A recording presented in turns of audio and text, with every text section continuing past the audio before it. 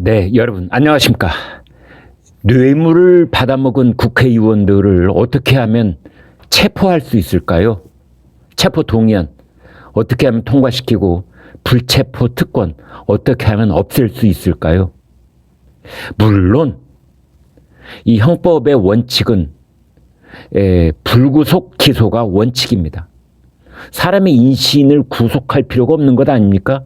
무죄 추정 원칙에 따라서 재판장이 당신은 유죄, 징역 3년 이런 선고를 내리기 전까지는 자유로운 몸이 돼 있어야 하고 자기 방어권이 보장돼 있어야 합니다. 그걸 누가 뭐라고 하겠습니까?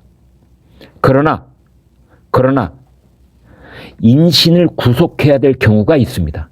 그 경우는 첫 번째, 도망갈 우려가 있는 경우에, 도주 우려가 있는 경우에는 일단 붙잡아 놔야지요. 두 번째, 증거인멸의 우려가 있을 때, 재판을 받기 전까지 자유로운 상태가 있으면은 자기의 불리한 증언을 할 사람들, 그 사람들한테 미리 찾아가가지고 제발 나한테 불리한 증언 좀 하지 말아줘. 이런 부탁도 하고 또 다른 뇌물을 건네고 이런 일들이 벌어지지 않겠습니까? 그 다음에 자기 집이나 혹은 주변에 널려있는 뇌물을 받았다는 증거를 가서 다 지우고 휴대폰도 바꾸고 뭐 이러지 않겠습니까? 이제 그것을 막기 위해서 신병을 구속하는 거지요. 그래서 어떤 의혹을 받는 사람, 수사 대상이 있는 사람이 전체적인 윤곽에서 자기의 유죄 혐의를 인정을 하면은 옳거니, 그래, 당신은 자기 죄가 있다는 것을 인정하고 있구나. 물론 디테일은 달라질 수 있을지언정 큰 틀에서 돈을 받았다는 것을 고개를 끄덕이고 있구나. 그렇다면은 당신은 불구속 기소. 이제 이렇게 되는 겁니다. 지난번에 노웅래 더불어민주당 의원에 대한 뇌물을 받은 혐의로 지금 검찰의 수사를 받아오던 끝에 체포 동의안이 국회에 넘어갔는데 더불어민주당이 이것을 부결시켰지요. 그러면 이제 검찰의 선택지는 두 가지입니다. 두 가지. 구속영장, 즉 체포 동의안을 또 한 번 청구하거나 아니면 불구속 기소를 하거나 이제 둘 중에 하나를 하면 됩니다. 그런데 일반인들의 경우에는 구속영장을 다시 청구합니다. 이제 구속영장이 법원에 의해서 기각이 되면 뭐가 미비했을까? 다시 보완을 해서 이제 청구를 하고 그래서 그 재청구된 영장이 발부가 되고 나중에 유죄 판결을 받는 경우가 너무나 많습니다. 그런데 지금 검찰은 노웅래 의원에 대한 체포 동의안 구속영장 재청구를 약간 망설이고 있는 것 같아요. 그 이유는 뭐냐? 재청구 해봤자 또 더불어민주당이 방탄 국회로 나올 텐데 또 체포 동의안 부결시킬 텐데 그래서 검찰은 자꾸만 구속영장 체포 동의안 청구를 하고 더불어민주당은 오는 즉즉 다 부결을 시키고 이러면 마치 검찰과 더불어민주당이 맞서 있는 형국이 되는데 이제 정치적 부담이 생길 수밖에 없는 거죠. 근데 이번의 경우에 노웅래 의원의 경우에는 좀 그 사안이 다르다 이렇게 볼 수 있습니다. 워낙 증거가 뚜렷하고 명백하다라고 검찰도 보고 있고 한동훈 법무장관도 보고 있기 때문이지요. 돈을 5차례를 건넸다는데 6천만 원을 육하 원칙이 똑 떨어집니다. 이게 제일 중요한 것 중에 하나거든요. 언제 어디서 누가 무엇을 어떻게 왜 이게 육하 원칙인데 거기에 벗어나서 구멍 뚫린 부분이 하나도 없습니다. 똑똑똑똑똑 떨어집니다. 심지어 그런 것들이 다 녹음이 되어 있습니다. 심지어 노웅래가 뭘 이런 걸 또 주세요. 지난번에 주신 것도 잘 쓰고 있습니다. 이렇게 노웅래 본인의 음성이 녹돼 있습니다. 어느 정도냐면은 한동훈 법무장관이 이런 말을 했습니다. 내가 검사 생활을 수십 년을 했는데 이렇게 똑 떨어지는 뇌물 혐의의 증거가 있는 경우는 처음 본다. 처음 본다고 그랬습니다. 그런데도 더불어민주당은 눈 하나 깜짝하지 않고 그 구속영장 체포동의안을 부결시킨 겁니다. 그러면 이제 방법이 뭐가 있겠느냐? 노웅래 의원 정치 탄압이다. 나는 받은 적 없다. 이러고 있는데 이렇게 증거인멸의 의지를 불태우고 있는 사람을 신병을 꼭 확보를 해야 되겠는데, 감방에 넣어둬야 되겠는데, 구치소에 넣어둬야 되겠는데, 그러면 검찰은 방법이 없느냐? 있습니다. 있습니다. 헌법이 보장하고 있는 국회의원들의 불체포 특권은, 현역 국회의원의 불체포 특권은 회기 중에 그렇다는 겁니다. 회기 중에. 이번 국회 회기는 오는 일요일 날 끝납니다.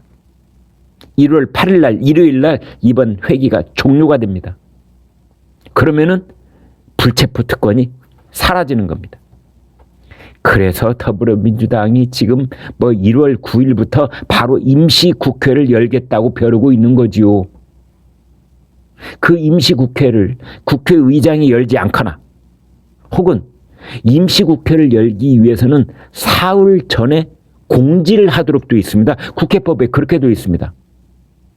가령 1월 9일 날 임시국회를 열려면 1월 6일 날 이것을 공지를 해야 되는데 1월 6일이 금요일입니다. 만약 이때 여러 가지 사정이 생겨서 미리 공지를 하지 못하게 된다면, 그리고 그 다음 날이 토요일 날 일요일이 이어지는데요. 그렇다면은 검찰은 노웅래가 불체포 특권의 혜택을 받을 수 없는, 불체포 특권이 상실된 상태로 있는 다음 주 초 며칠 동안을 보장받을 수 있는 겁니다. 그때 구속영장 청구하면 됩니다. 그때는 체포 동의안도 필요 없고 구속영장 청구해서 법원이 바로 구속영장 발부를 하면은 노웅래는 꼼짝 못하고 구속 수감되게 되는 것입니다. 그 이후에는 국회 열어봤자 아무 소용없습니다. 이런 전례가 있었느냐? 있었습니다. 2014년 7월 달에 입법 로비 대가로 돈을 받은 새정치민주연합 신계륜, 신하경, 김재윤, 이 세 현역 국회의원에 대해서 검찰은 그해 7월 국회 회기가 종료되는 날 전격적으로 구속영장을 청구를 했습니다. 국회 소집을 사흘 전에 공고를 해야 되는데 그 사이에 기간이 비어버린 겁니다. 임시국회는 8월 달에 있고 7월 달에 국회가 회기가 종료가 된 겁니다. 그때 시간이 사흘이 비었었습니다. 사흘이. 그래서 검찰이 영장 청구를 했고 법원이 발부를 했던 겁니다. 그래서 김재윤 의원은 이제 구속영장이 발부가 됐고 몇 년 뒤에 세 사람 다 대법원에서 징역형이 확정이 됐습니다. 검찰의 구속영장 청구가 옳았던 거지요. 이번에도 이제 그러면 되는 겁니다. 구속영장을 청구를 해서, 그러니까 이번 1월 8일 날 그때 국회 회기가 종료되는 날 바로 구속영장 청구를 하고 법원이 월요일 날 화요일 날 발부하면 되는 겁니다.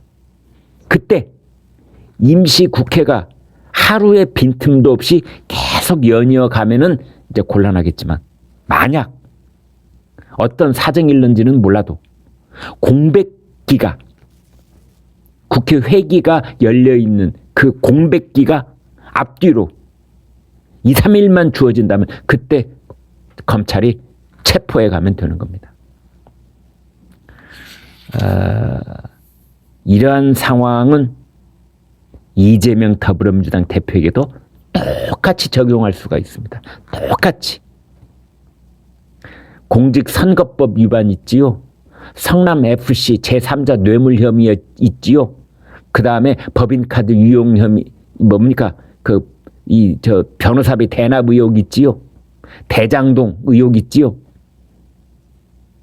그래서 검찰이 회기가 비어있는 때 전광석화처럼 구속영장을 청구를 하고 그것을 심사한 법원이 영장을 발부를 하면은 아무리 노웅래와 이재명과 노웅래가 불체포 특권 뒤로 숨으려고 해도 꼼짝없이 붙들려 갈 수밖에 없다.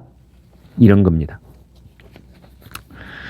문재인 전 대통령은 대통령 선거 때 이미 불체포 특권을 제한하는 공약을 했었습니다. 이재명 대표도 대통령 선거 때도 불체포 특권 폐지하겠다고 공약을 했고, 지난 지방선거 때는 불체포 특권 그 부문을 바꾸겠다고 100% 찬성한다고 그랬었습니다. 그렇지만 그때 유권자들 중에서 그 말 그대로 믿으신 분들 없을 겁니다. 왜냐하면은 국회의원들 손에 맡겨주십시오. 맡겨두어 보십시오. 절대로 그 사람들 자기 손으로 불체포 특권 없애지 않을 겁니다. 절대로 안 없앱니다. 제가 정말 손에 뭐 지진다고 그러죠? 손가락에 제가 지질 수 있습니다. 절대 그 사람들은 자기들 손으로 불체포 특권 안 없앱니다. 그러면 이제 어떻게 해야 되느냐? 그렇습니다. 대중의 관심에서 멀어지기 전에 그러한 이 불체포 특권이 얼마나 악용되고 있는지 사례를 계속 쌓아가야 되고, 성난 여론이 압박을 해야 됩니다. 지금 방송 이렇게 하고 있는 것처럼 불체포 특권이 얼마나 대한민국에서 이 일부 정치인들의 비리와 그 뇌물 혐의를 감싸고 있는 건지, 얼마나 방탄 국회의 역할을 하고 있는 건지, 이것을 자꾸만 여론에 환기시켜야 되는 겁니다. 그리고 검찰은 그것을 기반으로 해서 회기가 비어 있을 때 바로 구속영장을 청구를 하고 그것을 통과시켜야 되는 겁니다. 네, 이렇게 하면은 이재명 대표, 노웅래 의원 구치소에 붙잡아 넣을 수 있습니다. 네, 구독, 좋아요 부탁드립니다. 고맙습니다.